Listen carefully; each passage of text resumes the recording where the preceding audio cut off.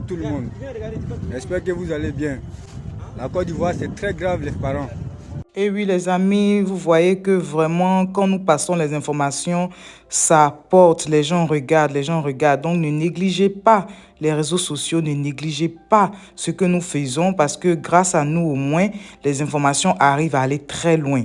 Je viens de constater que la RTI a parlé de ce sujet et donc, nous avons pu voir les images sur la RTI et ils ont confirmé ce qui s'est passé. Et donc, je vais vous laisser écouter la réponse du ministre de la Santé. Donc, n'ayez pas peur de dénoncer. Quand quelque chose ne va pas, dénoncer.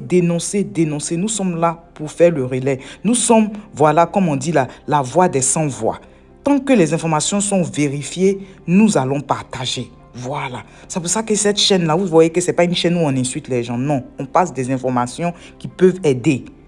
Il y a des parties où on fait des affairages, tout. Mais le but, en fait, c'est de pouvoir sensibiliser les uns et les autres. Vous voyez, nous sommes contre l'injustice. Ça, c'est la base même. Nous sommes contre l'injustice. Donc, quand il y a des sujets qui touchent comme ça, la population africaine surtout, il faut qu'on en parle. Donc, je vous laisse regarder le reportage de la RTI et on se parle juste à la fin.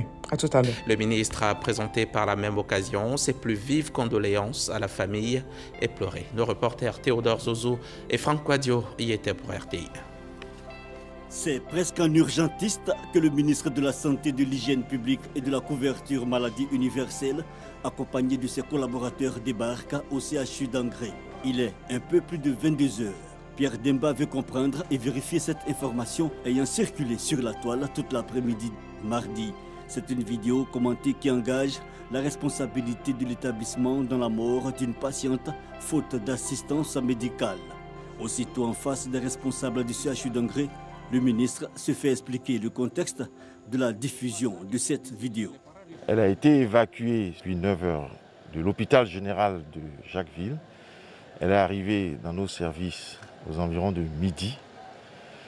Et c'était une situation difficile parce qu'il y avait 3 autres ambulances et il ne nous restait plus qu'une seule place. Et malheureusement, elle n'a pas pu être assistée. La vidéo n'était pas une rumeur.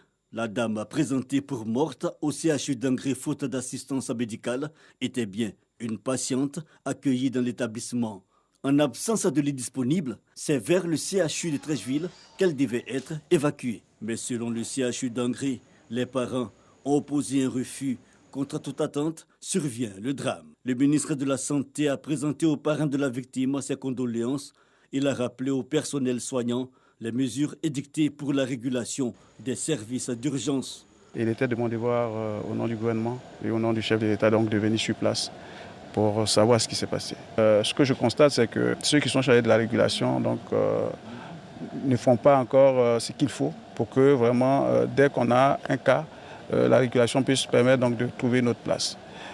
Nous allons également continuer la sensibilisation au niveau donc, des patients pour que les professionnels qui les orientent en fonction donc, de leur pathologie ou de leur maladie puissent vraiment obéir à ces personnes-là.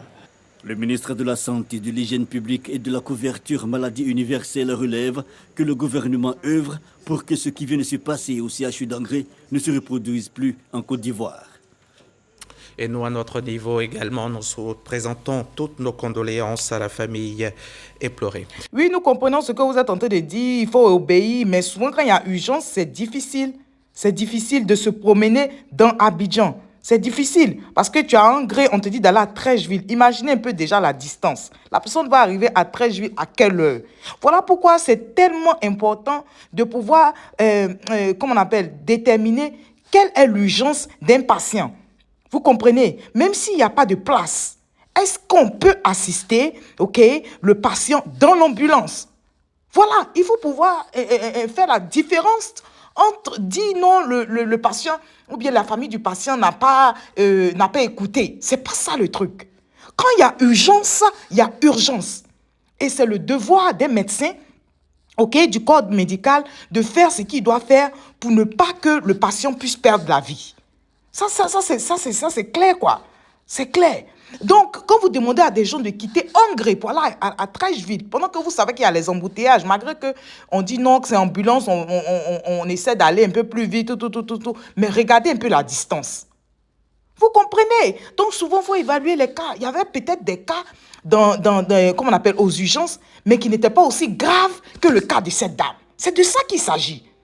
C'est de ça qu'il s'agit. Donc, il faut continuer à mobiliser nos médecins et nos infirmiers, ok, de sorte à pouvoir faire la différence entre une urgence et une vraie urgence. Quand un cas est vraiment grave, il faut pouvoir essayer de pouvoir voir comment aider le patient et non juste suivre le protocole pour dire, ok, allez dans un autre hôpital. Ok? Moi, c'est la seule recommandation que je peux vous donner. Essayez de voir comment aider les gens sans forcément toujours dire non, voilà ce qu'on doit faire, il n'y a pas place, donc aller ailleurs. Souvent, il faut sortir de sa zone de confort et puis trouver des solutions. C'est ça. Vous avez des pays en Europe, pendant la crise de la pandémie, ils ont créé des situations. Il y a des bateaux qui avaient été transformés en hôpitaux, tout ça là. Donc, c'est ça. Donc, moi, je pense que ce n'est pas le problème des places. C'est le problème de médecins. Est-ce qu'il y a suffisamment de médecins? Est-ce qu'il y a suffisamment d'infirmiers pour parer à ce genre de problème? Voilà la question. Hein? Est-ce que nos médecins et nos infirmiers sont suffisamment rémunérés dans les hôpitaux publics? Là est la question. Parce que souvent, ce qui se passe, ils préfèrent aller faire, comme on dit, les gombos dans les cliniques. Parce qu'ils ont des enfants qui sont là, ils ne peuvent pas les mettre à l'école. Il y a le loyer à payer, il y a les choses à faire. Donc, il y a tout ça là. C'est-à-dire que quand on dit il y a un problème véritable. OK? Il faut pouvoir donner suffisamment d'argent à nos médecins et nos infirmiers qui travaillent dans nos hôpitaux publics. Pour ne pas qu'ils cherchent à aller faire des gombos ailleurs. Donc, quand il y a un manque de médecins et manque d'infirmiers, c'est compliqué. Vous voyez de quoi je parle, non? Bon, on ne va pas s'éterniser dessus, mais ce que moi je veux dire, c'est que vraiment nos hôpitaux publics là ne doivent pas être un mouroir, ok?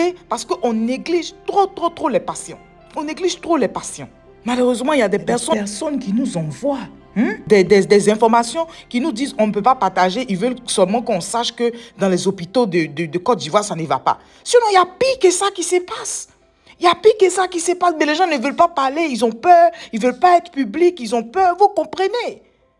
Les gens souffrent dans les hôpitaux, je vous dis, les gens souffrent dans les hôpitaux, CHU de Cocody, n'importe quoi, leur centre de maladies infectieuses. On néglige les gens, les amis. On néglige les gens. Nos petites cliniques qui sont dans les environs, on néglige. Tu peux aller dans une clinique aujourd'hui, aller te faire opérer, ne même pas sortir de là-bas vivant, et puis ça ne va pas quelque part.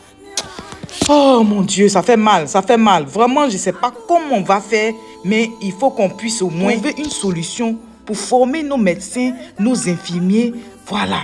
Et puis maintenant, avoir tout ce qu'il faut, voilà, pour pouvoir aider les patients quand ils arrivent. Même s'il n'y a pas de lit, étant dans l'ambulance, on doit pouvoir essayer de faire quelque chose. Sur ce, les amis, je vous laisse.